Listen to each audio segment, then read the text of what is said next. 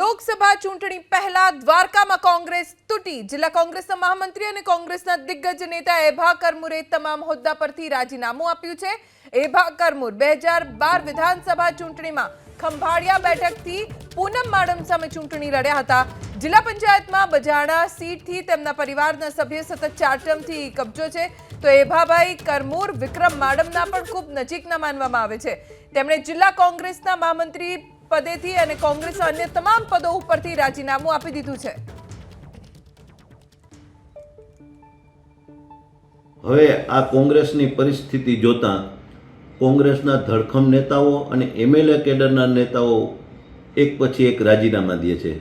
આ જોતા એમ લાગે છે કે કોંગ્રેસનો કોઈ પણ કાર્યકર ગામડે જાય તો એ કોંગ્રેસના કાર્યકરથી મતદારો અને પબ્લિકને એલર્જી હોય એવી વાત કરે છે। એટલે આ બધું જોતાં હું પણ કોંગ્રેસમાંથી મુક્ત થવા માગું છું અને મારા તમામ હોદ્દાઓ પરથી હું રાજીનામું દઈ અને મુક્ત થાઉં છું।